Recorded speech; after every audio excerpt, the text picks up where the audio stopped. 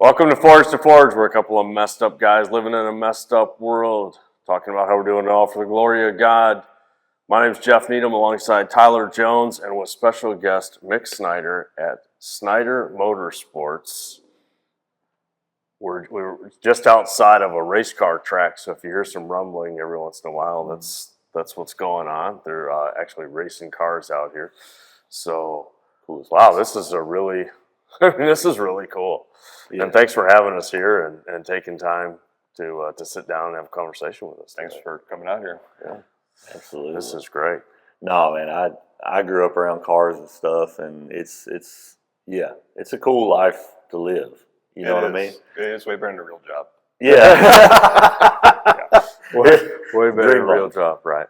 Yeah. But, well, man, tell us a little bit about kind of growing up and stuff around race cars, around all this stuff, and kind of your story about where you came from. Originally from Indiana, and racing was just kind of something we always did. Dad had a car lot. We were always around motors and cars and taking stuff apart. They had me like grass dragging snowmobiles, like little kitty cats when I was 3. Like you look back at pictures and you're like, "Do you guys not love me or something?" What was well, you're just my big boy. I thought you could do it. Now you look back at pictures like, "Dude, really?" You're 3 we now. started. I raced go-karts for a couple of years, and we were pretty good at that. And then crashed a lot of cars, that kind of stuff. You know, you get a 4x4, and you just start jumping on and straighten the chassis out and go again the next weekend, kind of deal. Nice. Yeah. And then we went junior drag racing. They came out with juniors in '92, so we started doing that and raced that till the big cars. And the weekend I turned 16, I raced in high train national events, and we did pretty good just because dumb luck, and you didn't know that you're racing against all these great people. Like everybody had these names, and you didn't know them yet. You weren't racing at that circuit. You found out later, like we raced that circuit for a few years, and you look back and you're like, "Holy crap, that was the good guy that you're beating." It's just kind of worked out. Yeah. And then that's awesome. Dad raced. We had a lone small block dragster. He was running for a championship, won the championship, retired. We were up in New Hampshire actually, and he does the burnout, and the guy in front of us oiled down or something, so they turned him off. And the announcer starts announcing. He's like, "Oh, and Larry's going to retire, and son Mick's going to take over the next year." And I'm like, "Nobody told me." It's like on the radio. Thanks for the heads up. Dad, did you hear that? He goes, "Yeah, I forgot to tell you." I'm like, "Oh, all right." I remember to tell the announcer, but right. I didn't tell you. Yeah, Ed had all the minor details. Yeah. So, Dad won the championship that year. He retired. I took over, and then I got rid of our class. We started racing H-race stuff. Had alcohol dragster for a couple of years. Raced alcohol funny car for 5 years, I think. Won a few championships and stuff. Then Outlaw Pro Mod, won a championship in that. And then stepped down to Top Sportsman stuff. Lucked into a championship in that one. And then moved down here and built a new car. And then our last year was 19. I raced out at XRP, and they had it was Texas Outlaw Pro Mods. And we lucked into a championship in that one. Wow. And then we stopped. We merged with another company, and basically when we merged the company, the Snyder Motorsports owned everything, so it just kind of dissolved. Now here we are. No race car, but we still have fun, and we go out and help other people and we basically go to the track and help other people go down the track. That's awesome. That's great. Pays way better than owning your own race car, because that's a losing effort. A negative asset. Yes. It's probably like owning a horse. A lot of fun, but not real profitable. Is it like owning horses and boats and things like, these expensive hobbies that it's easier to work on for somebody else than the only bonus is like race cars don't eat if like horses eat, whether you use them or not. Race cars don't eat, but like they use a premium fuel. Yes. They use a lot of alcohol. Yes. Yeah. And then with the alcohol, you basically have to rebuild your engine right like every time you race almost. Yeah, pretty much every race. Like with the alcohol funny car, you drop the pan every pass, check bearings, that kind of stuff. With the classes we raced later, we basically dropped the pan, we got home. Yeah. Unless we did something bad, like kick a rod out, I think, or switching motors, but yeah. So that's slightly some money right there too. Right. Yeah. But basically, the best thing you can do is just feed it parts, and then they don't come out by itself. They come out when you want them to. That's good. Yeah. Okay. All right. So as you look back, you're going through all of these racing circuits. What was family life like through all of that? Great, really. Yeah. Yeah, because we race as a family. Sure. Okay, So, that's great. Like when I met Lindsay just kind of fell into the mess and like, hey, here we go. But yeah, we raced the whole time. Like it was mom, dad, and I racing. My sister raced. So back when I had juniors, I had 2 cars. So I went to the bigger races, and my sister would actually drive my other car. And she did pretty well with that too. That's great. But she was really a volleyball player. So mom and her would travel a lot with volleyball, and then dad and I would race. So when did life? I know you've got some stories to dive into, but when did life kind of start to pivot where you started kind of being you fell into the fold of the world, if you will, and kind of like sucked into the whole? I don't know. I guess like growing up, we always went to church. That was a normal thing. And growing up, I always had sponsors, that kind of stuff, racing wise. So I couldn't do anything too bad. Like you're always you had to stay in the straight and narrow a little bit. I wasn't that bad of a kid, as you'd say. I mean, you fell into the world as far as like egos, that kind of stuff, pride, all that mess of it. And there's always, I mean, drinking, hanging out, that kind of stuff. But that's just kind of the scene that you had. And yeah, but as far as like wild, crazy, that kind of stuff, I never really fell into it because I couldn't. It wasn't because I didn't want to, I don't think, but I just couldn't. Yeah. There was no boredom time to be like, hey, why don't we No, go I do mean, this? if you weren't racing, you were working on the race car. Then after that, I mean, once I got older, then it was basically you'd work all day, and then you go to the bar, and then you come home and you do the same thing all over again. And that was just kind of the life you led. And then you'd go from track to track to track. I mean, you'd race 20-some weekends out of the year. So Yeah. besides winter time is obviously not racing, but Yeah. other than that, though, you were gone every other week, Yeah. and sometimes a few weeks in a row. Gosh. That's a lot, though. It was. To I get mean, by the sucked end of it, into. you'd almost lose as quick as you could to get to the next race, kind of thing. It Yeah. sounds wild, but like, yeah, you'd like hurry up and whatever you'd finish the race, you'd load stuff up, and you'd be gone. You'd had to be back at work on Monday. Gosh. That's Yeah. wild. It was, So you were working a full-time job along with. we were selling race car parts. Right. I mean, it was all So wrapped into one you've mess. been doing the parts thing. We've been doing the parts thing since '94. Wow. This Wow. is 32 years, which is weird because I started when I was like 12. Gosh. We were selling junior dragster parts, so I would build clutches and that kind of stuff. At 12. At 12. That's awesome. That's cool. My dad, he was a pretty smart guy. And he would pay me $5 a clutch to put it together. Unless I screwed it up. Yep. There you go. Then he charged me 10. And that's why you're good at building clutches. That's why I didn't screw clutches. Yep. You couldn't afford to screw them. I remember one day I wanted a pair of Oakleys so bad. So like we tried to keep inventory right, you know. I wanted a pair of Oakleys. So there's always like 100 clutches sitting there, need to be built, but not need to be built. Like, you know, just stock the shelves of clutches because why? Well, I wanted a pair of Oakleys. So I built a lot of clutches, stacked them on the shelf. And Dad's like, why do we have so much clutch inventory and why am I paying you so much this month? I'm like, I want a pair of Oakleys. Yeah, that's right. Yeah. I don't know. Seemed You like a didn't good put- idea. That was the only way I could get money. So I decided I'd build a bunch of clutches. You didn't put limitations on how many. Yeah, he did after that. Yeah. Yeah. So how much do you pay your kids to build clutches? We don't build clutches anymore, but I do the same thing to my kids too. That's awesome. Yeah. So did you, like, you got kids now, so when did y'all start having kids? Like, after racing, during racing? No, it's an interesting story. So Lindsay and I went to the same preschool together, but she was married beforehand and she had 2 kids. And it's like October or something. There was a guy who we used to go to school with. He graduated. He was at the local bar. I was pretty good at the local bar scene. So he was at the local bar and he was doing his show. And well, Lindsay was there too. And I had heard that she was getting a divorce. I'm like, oh, get divorced. And then she said 2 kids. I'm like, ooh, yeah, baggage, not into that. Yeah. So that's October. November, my friend invites me out to the bar and her friend invites her out to the bar. Well, by the time I get done working and get there, my friend's like, yeah, I got to go. By the time she gets done putting the kids to bed and gets there, her friend's like, she's got to go. We didn't know each other. We just hadn't talked in a long time. So Yeah. like the day after Thanksgiving, I guess it would be. Yeah, we started talking again, and then I'd say she stalked me, basically. Yeah. So at that point, you loaded the bags. Yeah, at that point, You took lock, stock, barrel, bags, everything. She said it was precious cargo. Oh, there you go. Well, it's not baggage, it's precious cargo. And she was right. I mean, I cannot imagine life without Maddie and Briar. So, that's so awesome. Man. Yeah, so, and then a few months later, we had camp coming along. So, yeah. That's so cool. So you frequented the bar scene quite a bit, you said, growing up? Yeah. So did that take you down a winding road?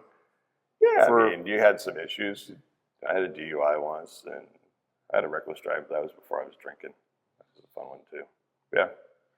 I mean, that's basically all you had to do, though. I mean, you're racing and drinking. Yeah. And it probably wasn't the best idea, but I mean, back then you didn't get that out of control. Yeah. Well, you weren't racing on the freeway, were you? No. Oh, well, never. So I never had a real problem with it was controlled racing with drinking. You would think that if you drag race, you have a problem with driving too fast. Right. We never really did. Yeah. Because you got all that out. Like nothing you had that would go on the street was anything like what you drag race. So it wasn't like Sure. Yeah. There wasn't as much thrill in that, I guess you'd say. That's true. So at what point did you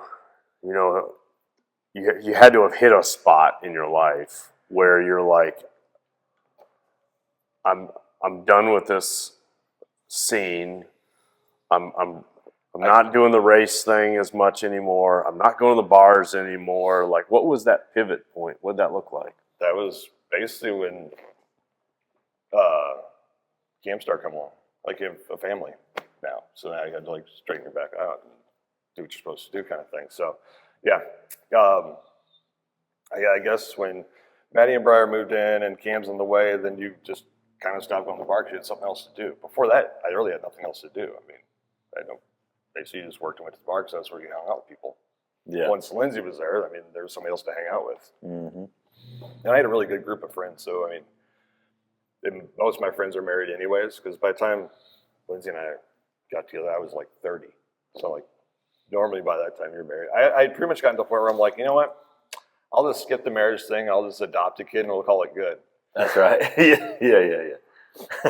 Which sounds really funny because now we adopted one. But yeah. I had never planned on that until, Wow. Yeah. That's awesome, man. So did y'all meet in Indiana? Mm-hmm. Okay, and y'all did all that. So what brought y'all here? Kind of crazy story, really. So we live in Indiana. My parents live like here, and we live across the street. Business is there, and everything's hunky-dory. Her parents live, 5 miles away or something. Like, we're all there. A guy down here got me to come and work on his race car, help put it together. So I helped him first time, no big deal.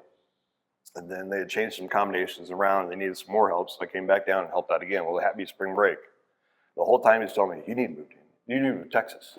You need to move to Texas. Yeah. I can't move to Texas. You need to move to Texas. I'm like, I can't move to Texas, dude. Like, my whole family's there. I have a business. Like, I can't just move to Texas. Well, get the kids down here. So he flew Lindsay and the kids down here for spring break and stuck us in Granbury. What? So every time I came here to help out, like, it was, I don't know, off and on weeks. And like, we raced a whole series together. So, I mean, I was here quite a bit. And every time he'd stick me in Granbury. Well, he finally offered enough stuff where it's like, fine, we'll move to Texas. So let me get this straight. So this guy flew your family for spring break in Texas and put them in Granbury. Yeah. Not South Padre Island, not some other resort destination. I'm just saying, like, went to Granbury. Yeah, like 4 buildings down. I love Granbury, by the way. We didn't know any better, really. I mean, so of Texas, all I had ever seen was Houston for the racetrack and Ennis for the racetrack. That's it. Just I knew nothing about Texas. Yeah. Besides, like, I make jokes like, nobody has the Indiana flag tattooed on their arm. Correct. Well, that is true. And in most Texas states, flag is like, in Texas pride. Yeah. It took me a while, but I mean, I hope I've got my, we call Delilah our anchor kid, so I'm kind of a Texas citizen-ish now. Yeah. Been here long enough, I claim it at least. There you go. There you Yeah, go. it feels like in Texas, like 90% of the population is like they would put a tattoo of Texas on their arm, like we're proud to be in Texas. But yeah, I moved here from Mississippi like 5 years ago, and it seems like maybe 5% of the population would put a tattoo of Mississippi on their arm, like I'm proud to be here. So it's a different feel. It is. You I mean, know? there's definitely Texas pride. Yeah, You don't see the state flags flying to the degree that you see the Texas flag flying. yeah. No, I will say that. This is kind of weird, but I mean, like, the only flag that actually flying at my house right now is the Texas one. Yeah. It's interesting. It's so if you've never been to Granbury, it's great, but we live on the Brazos River, and if you put your hand in the water, just in the water, you can't see your hand. Just that gives you an idea of how clear Granbury, the Brazos River is in Granbury. As my kids say. So as a spring break destination to go swimming and play in the water, probably not the place that you're going to go. So I just think that's funny. My kids say it's dirty water. Right. It's dirty water. I had to buy my hillbilly pool this year last year, I guess it was, because they don't want to get in the lake no more. They're It's fancy. too dirty. Yeah. The Nothing wrong with the 4-year-old hillbilly has no pool. problem jumping in the lake. She thinks it's cool, but the other Yeah. ones are apparently smart enough now that they know it's dirty and don't want to. You only have a pool in Texas so you can get out of the heat. So you can sustain going outside when it's 120 degrees. You got to be able to stay cool somehow. So Yeah. So you moved to Granbury. Yeah, so So basically, how did that conversation go with Lindsay though? Because I can just imagine having that conversation with her. Lindsay Even is- when she was here, she's like, you'd be surprised. Lindsay's the most easygoing person you've ever met. "No, really? She just goes with the flow. No, I mean, like, really, of the two of us, I'm way more We know easygoing than her. We know. But, like, when you come with, like, ideas of, hey, we're going to move to Texas, she's like, all right. Okay, but We all prayed y'all's about it. family was like the right rest of our family in." was not really into this I project. was gonna say, Yeah. Her Yeah. mom was not real thrilled about this. I mean, like, well, now you have 3 grandkids. And, like, everybody lives by each other. So all the family parties are at our house because why not? Yeah. That's right. But your mother-in-law moved down here. Yeah, she chased us. She chased you down. She chased us later. Yeah. Yeah. That's good. Yeah, That's there awesome. you go. There you go. Yeah. All right. Pretty crazy. Yeah, we're all 3 basically immigrants in Texas. We all Where are you moved from? here. Michigan. Really? Yeah. All right. Yeah, we're close then. Yeah. Yes. All Yeah, right. we were in northwest corner of Indiana. The northwest corner. Yeah. Yes, sir. Well, Mississippi, Indiana, Michigan. There's probably some stories that we can talk about off air. Yeah. We'll close Yeah. out. Yes, it's so you moved to Texas and go to Granbury. When the guy was flying you down, were you in Crescent here or at Yeah, that I was racetrack right here. space? Yep. Yeah. And then we were going to race after that. So basically, I was here working the car. They flew back, and I stayed. But I mean, that was whatever. He stick us in a little hotel that's right down by the lake, right by the downtown. Oh, yeah. Oh, the Hilton. The Yeah, Hilton. Yeah, just thought it the was- big Hilton. Of course. I mean, I we're think it's a from- 1-story or 2-story. We're from Indiana. Oh, I know, right? Basically, when we travel, we stay in a toter home. So, Right, like, yeah. we don't really go to that many hotels. Any We're like, oh, this hotel. place is fancy. Right. Nice. Yeah, he really So- was trying to get you down here. Yeah. So when we actually came down here to like start picking out houses and stuff, like this is actually going to move forward. It's like we did the old, okay, pray about it. If this is the way it's supposed to be, then it's going to be easy. Everything just fell into place. And it was like, So talk about that. Like, did he buy your house? No, I'm just kidding. I'm just kidding. Did he really? Oh, my gosh. no, I said it was a deal that you couldn't refuse. Yeah. I had to buy it later, but it was kind of like all right, here, you can have this house for 5 years and decide if you want to live here or not. This is what you think you're supposed to be. And then it was slowly going to be that you got parts of the business back and that kind of deal. Basically, you bought mom and dad out so they could retire and move to Florida. I mean, everything that worked out, it was a very, very good deal for my family as a whole. Yeah. And it was one of those deals where it's like, this is too good to be true.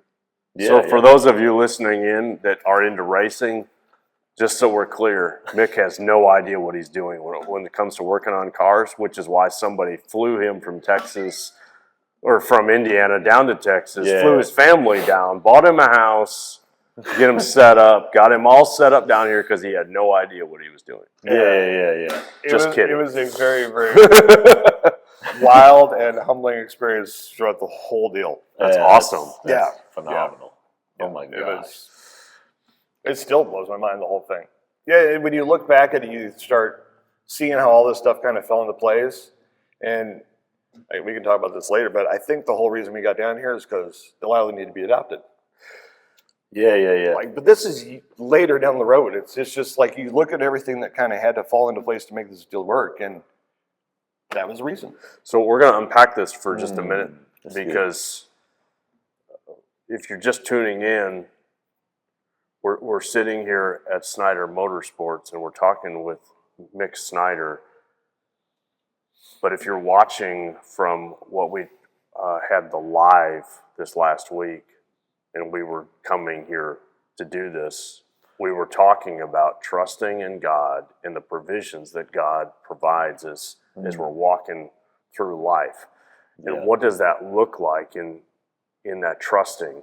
So how does that look? So, God sets it up, flies the family down, puts this guy in your life to make all of these. So let's get a little bit more specific. So he sets you up in the I'll house. give you the whole rundown. Yeah, right? let's walk through that, because I never thought that, like Lindsay and having 2 kids, that kind of stuff, I never thought that, I just never in my mind did I pictured that that's how I was going to do this deal. Like you have how you're supposed to do it.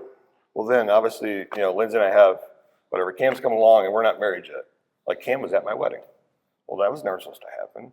But the fact that Cam was there was the only reason probably that we didn't take the next step and got to that next point. Like I probably wouldn't have, I don't know, but I probably wouldn't have married her. I don't know what would have happened if Cam wasn't coming. Once Cam's coming, okay, let's do this. And you can see like how he's done all this stuff to kind of prod you along. Like, okay, this is what you're supposed to be doing here. How about that? Yeah. Okay, here we go. And then when we started doing this deal and we're coming to Texas, like I didn't know, like this is a big leap of faith. Like I have it pretty well set up in Indiana. Like I got it going on. Parents live across the street. We got a house. This house was supposed to be paid off by the time Maddie gets ready for college. Like I have a plan. I didn't have a plan. Everything changed. Yeah. And it was kind of one of those deals where it's like when this was offered, you going, this is too good to be true.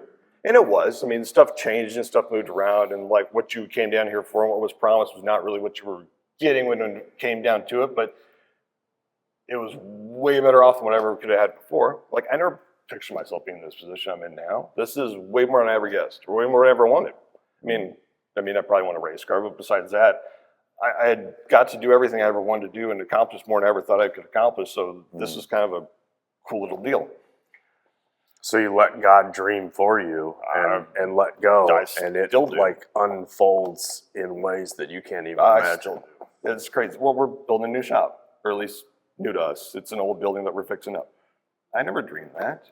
I didn't think I'd have a shop on 377. I was trying to find some hole in the wall in the corner that was in my price range. Yeah. This one popped up and was in my price range. I didn't pick that. He did. Yeah. He does. I don't know. It's pretty amazing. That's So, needless to say, Delilah's 4 now. So he gets us down here. We moved in. Everything kind of goes topsy-turvy. We merged with another company. And after a couple of years, they figure out that business plan just wasn't working. There was 2 people that wanted it up the top, and there really wasn't enough money left around after everybody got paid to make this deal fly. So that ends, and it's like, okay, so I had Snyder Motorsports, we worked for this other company for 2 years, and now it's like, now what? So I walked in the guy who got me moved to Texas, who was part of that other company. I'm like, hey, what do I do now? He goes, what do you want to do? I'm like, well, I'd like to just open Snyder Motorsports back up and just keep that rolling. Like, that's what I do then. But technically, he owns part of that, but I mean, merged to another company, whatever. I'm like, well, what about you? He goes, take my parts with you and sell them when you're at the end of the month. Whatever you sold, just write me a check. Yeah. Okay. Like, this guy has been way over the top good to me. Wow. So, moving farther down the road here, Snyder Motorsports is back, is now 100% Lindsay and I's. Like, just totally crazy. So, we moved from Indiana, where my parents own basically this thing. We get to hear somebody else owns it. Now we own all of it, just ourselves. Like, wow. Just crazy God stuff. Yeah. So, we're at the racetrack. And we're in somebody's suite. The guy owns the racetrack, and we're just hanging out, kind of talking. He's like, "You need to adopt." Like, what? They were talking about, they have horses and stuff. They're talking about inseminating horses and all the rest of the stuff. And they're like, "You need to adopt." And we start laughing. We're like, "What are you talking about? You need to adopt." And my daughter at the time, she goes, "I've been praying for 3 years we'd adopt." I'm like, "Careful what you're praying for, would you?" Like, really? So this is in March, I think. And it's one of those deals where it's like, we need to pray about this one. I don't know. This is going to be life-changing. Yeah. I mean, at this point, we have all our kids can basically stay at the house by themselves. They can all wipe their own butts. They can take care of themselves. They can feed themselves. Like, if we want to leave for the weekend, technically the house should still be there when we get back. Yeah, 100%. This is kind of a big deal. So we prayed about it, and the next week we said, sure. And then in May, Delilah comes along. Wow. Yeah. Totally life-changing. It was one of those deals where, but like, all my kids were old enough that we had to have a family meeting kind of deal. Like, everybody has to be on board. Yeah. And if you're not, that's fine. No big deal. Nobody's going to like say anything. Like, you have to be on board because this is going to change everybody's life. Like, I have a daughter who's going to be a senior soon, like kind of deal. Well, when you're a senior, you might want to go out for the weekend, but you can't because Mom and I want to go out, and you're going to have to watch the kid. Yeah. But everybody's on board. That's wild, man. So be careful when you're hanging around couples that are inseminating horses and You just never telling know. you should adopt. 'Cause, like, that's Because then your daughter will come up and Texas. say that she's been praying for this. Yeah. Yeah, you never know. Yeah. I couldn't imagine life without Delilah, though.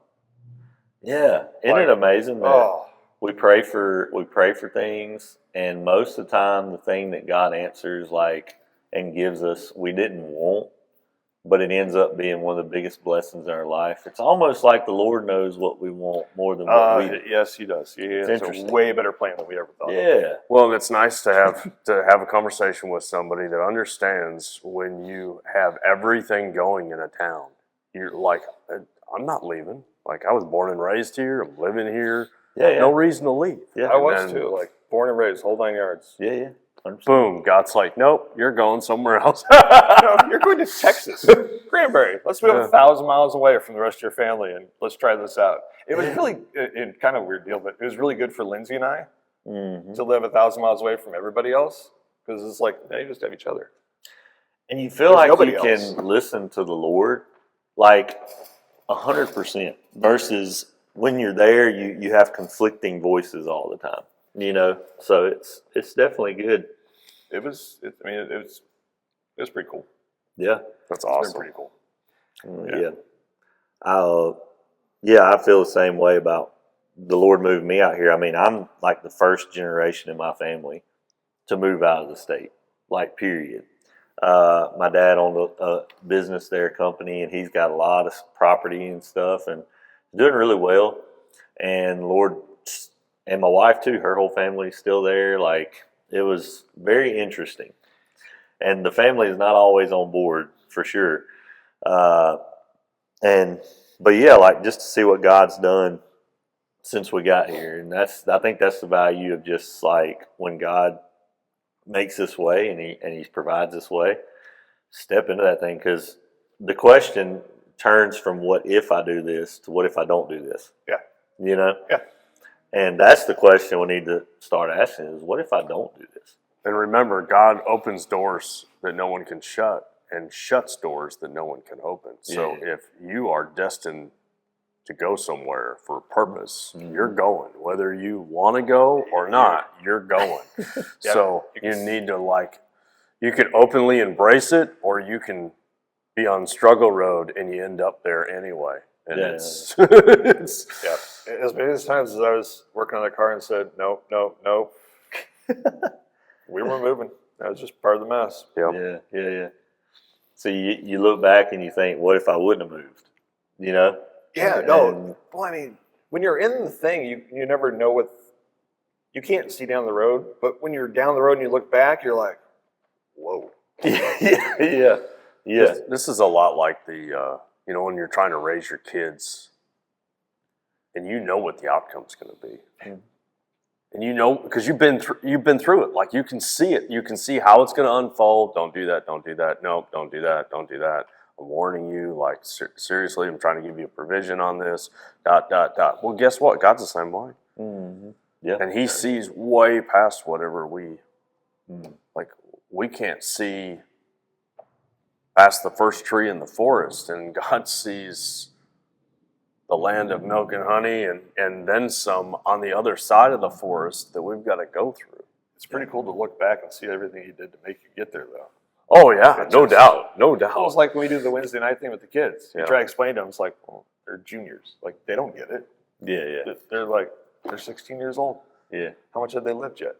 But did you get it when you were? No. Yeah, I was gonna say. That's what I tell them. That's what I tell them. No, like, when I was your age, dude, I didn't get it. But when you get to my age, you'll look back and be like, holy crud. It's really hard to tell right now because you're too young. This guy was just worried about building clutches to Right. get $5 to buy some Oakleys. Yeah. I'm pretty sure. That's all I cared about at the time. I mean, that's Yeah. a really important thing. I used to base my life off of a pair of Oakleys. I wanted a new bike. Well, that's only 3 pairs of Oakleys. Well, you got some Oakleys right now, man. Come on. Yeah. Now, these are required. Now you have point. Now you have to wear. You can legally just start to justify why you have to have them. Yeah. Once you hit 30, you get glasses. You might get a different tune though if you bring all the students in here and start Yeah, they working might. on Yeah. something. That'd be interesting. This could be. Huh. Clutch may not work real well. Anyway, yeah, it's Would that be slave labor or something? I don't know. What we do no, there. it's maybe, training. maybe not. Training. There we go. Teaching. Yes, it's Interns. Teaching moment. Interns. internship. There we go. Interns. Yes. Yeah. No, it's just a teaching moment. That's right. It's a Yeah. God teaching moment, right? Yeah, I love it. God placed it on my heart to bring you all in here to work for nothing. No, I'm just kidding. I'm just kidding. Oh, That's so good, Maybe man. get him next week so we can move all the shop. Right. Hey, no, that's a good Hey. idea. There we go. Yeah. See, you're thinking. But I don't think we're meeting next week. And you're not going to be here next week. You're right. I It's can pay spring my break pizza or next week. something. Yeah. Absolutely. 100%. Of course, that's this week because it'll be this because we post a week out in my. It's fine. So Yeah. it's all good. Time traveling. Yes, time travel. Man, Well, that is awesome. yeah, I love so even going back, so hearing your story, I hear a story of somebody that was solid to like you said, you didn't get off in like the bad, like you wasn't on drugs. You had like a good life where you tried to honor, you do well. But I hear somebody that had so much time with their parents, with their family. You were around them all the time. Oh, yeah. We were. And most of the people that I know I sit with and talk to that have been through struggles, been through hardships, been through addiction, stuff like that. A lot of it you can retrace back to like, I never had time with my parents. You know, like I never got to spend time with them. I didn't do that. So I probably spent more time with my parents than I did anybody else. yeah. Like, my dad was my best friend.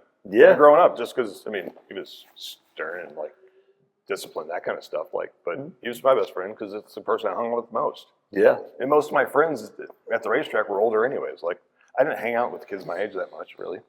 Yeah. We were always racing a class where like 40-year-old people were normally driving, kind of thing. So when you, And I'm sure you probably had to be I was home. like the you had young to be punk kid that homeschooled, they right? really didn't like being there, kind of deal. Yeah. I don't know how many times at the top in the racetrack somebody didn't like the way I staged my car, kind of deal. It's like, Yeah. you wouldn't tell it to the other old guy there, but you yell at me, kind of deal. But Come on, man. Come on. it was fun. Were you homeschooled because you were traveling so much, or in school? No, in school. Okay. But so it's kind of cool. Our principal, he bought cars from us and stuff, and his daughter was good friends with my sister, so we knew the guy. And I missed way more than my allotted days, Yeah. but they at one point they tried to, like, I don't know, they're doing something. They were trying to get rid of me basically because I was hardly ever in school. I had always A's and B's. Like, I was a good student. I just wasn't there that much. And I Yeah. always did my homework on the road. Yeah. So they talked him into that this was an educational thing of some sort, and that as long as I kept good grades, all my racing days were exempt. So I missed as much. I was probably at the racetrack more than I was at school my senior year. That's Like, I didn't go to graduation. Yeah. I skipped graduation. We were racing in Canada that year, or that weekend. Yeah. So, Well, yeah. So we see that. Like I'm hearing the amount of time with family and stuff, and everybody I talk to, that had this amount of time with their family, with their mom and dad, siblings, like they usually turn out to be like pretty solid people that don't stray into different things. You know, it's interesting. Yeah, that makes sense. I mean, you couldn't get that far away. But there's still hope if you didn't grow up with that, because we talk about that. There's still Yeah, absolutely. I mean, hey, besides this particular interview we're doing right here, you go back and listen to videos before, and you'll see the ones that grew up without the mom and dad, and hear stories. And they'll tell you, they'll be the first to tell you that that's a void. I mean, And I'm not saying that to the people on this, Right. but maybe it's an awakening for maybe dads that's listening to this right now to maybe start to do a heart check and a gut check on, should I be spending more time with my kids and pouring into my kids and less on doing the other things and really doing a more focus on that. Bring them into the shop. Get Well, I mean, get, any get a hobby sport, together clutches, and man. do some stuff together. Yeah. Yeah. Like any sport. Yeah. Like drag racing, you spend so much time working on stuff, but any sport's the same way. Right. You get to start doing sports together, and Don't tell my kids that, because I think my back might give out if I try to do some of the sports they're doing. my kids like golf, and I'm horrible at golf. Oh, Just completely, utterly horrible. If there is water 3 holes away, my ball will find it. I tried patiently as a father to teach my child how to swing a club, and I can remember standing behind him in the front yard, and he, in his defiance, which I swear he's so much like his dad, and I'm still trying to figure out who he is, but like he whipped that club back, and it was an iron, and he cracked the side of my face, and he dropped that club and ran so fast. He's like, not playing golf anymore. I think he's afraid to test clubs. You only get to do that once. Yeah. Oh, That's funny. Yeah, We were playing chipping for dollars last weekend out in the yard. We were trying to chip to a bucket kind of deal. Yeah. And Cam took me for $10. Really? Yeah. Gosh. Oh well. He's pretty good, but I'm just that bad. Good way for him to make some money. Yeah. You know? Yeah. It's good. Good play on his part. Beats the heck out of clutches, I guess. Yeah. Funny story is, so like, it was junior extra clutches, but like our drag racing career, all we ever used were converters. Oh, really? Yeah, like that's what we're known for. That's It's funny. converters. As crazy as that is. Oh, well. We got airplanes too. Yeah, I was going to say the fighter jets are out now, so Yeah. it's, Fighter jets, race cars. we are in man's heaven right here, in a garage with revving race cars and fighter jets flying overhead. So Yeah. Only in America. Yep. Texas. Pretty much Texas. I can't honestly say that there's anywhere in Michigan where you're living on a race car track that you can drive on pretty much all year round. So Yeah, pretty much. yeah, I love because you have to shovel a lot of snow to get around. Yeah. It, so hey, listen, thank you for taking the time to meet with us today. Thanks for coming out here. This was great. So Tyler, those listening in that they listen to Mick's story about trusting in God and what that looks like, and they want to become part of that. They don't know Jesus. What do you say to those individuals that want to know who this Jesus guy is? Yeah, well, as Mick's talking and you hear him talking about the Lord leading him and guiding him and putting him in places and all that stuff, that has to start with a relationship with Christ. Mm-hmm. So it has to start with me receiving Jesus as my Lord and Savior and inviting him to come into my heart and be my Lord. Not just Savior. That's a big part because he stands before the throne on your behalf. When you die and go to heaven or hell, if you believe in Jesus, he stands in for you and allows you to go to heaven. Like there's no other way. But then him being Lord means right here, right now on this earth, he's the one that tells me where to go, what to do, what steps to take. But in order for that to happen, you have to receive him. And Romans 10:9 is literally the scripture that tells us how to do that. And it literally says, this Paul telling the Romans, if you'll confess with your mouth that Jesus is Lord, believe in your heart God raised him from the dead, you'll be saved. For it's with the mouth one confesses unto salvation, and with the heart one believes unto righteousness. So what I love about this, and I've never said this before, is look at the book we're reading, Romans.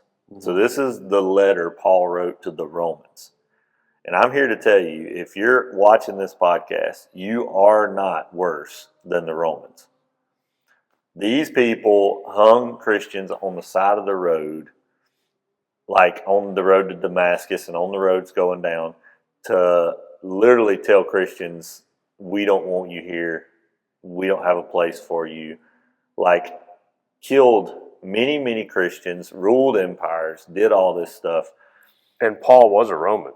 And Paul was a Roman citizen. And he's writing this to these people, saying, if you will confess with your mouth Jesus is Lord and believe in your heart he raised from the dead, you will be saved. So Paul went through that transformation that you have a chance to go through, where he went through growing up as a mess, being part of the society that literally hung Christians on the side of the road. Yeah. And is now writing a letter to that group that he has stepped back from, realizing all of his wrongs.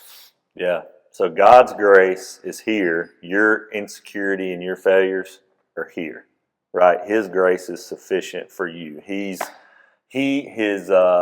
way over any bad you've ever done.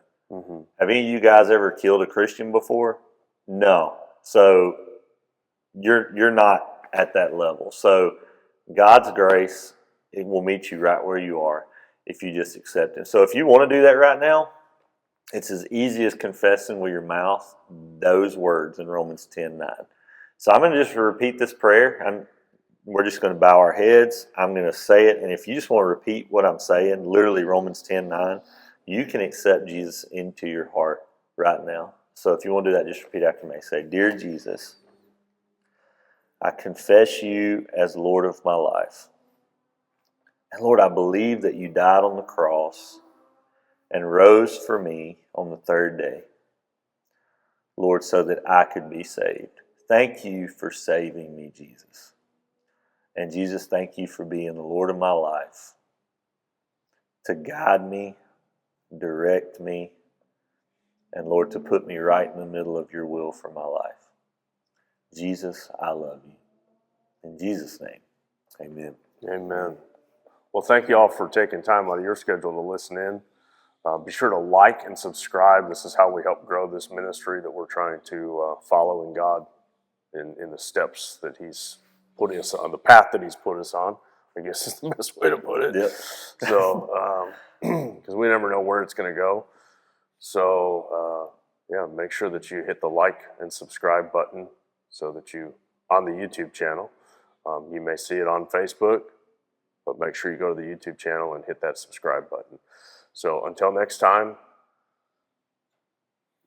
just remember that God, in all of His infinity, coming down as a man, gave Himself for you so that you may have a new and redeemed life. And we love you. And if you have accepted Christ, please comment below.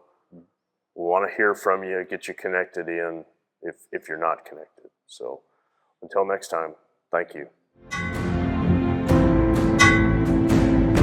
You have been watching Forge to Forge with Jeff Needham and Tyler Jones. Be sure to like the channel and subscribe so that you don't miss any future episodes coming your way.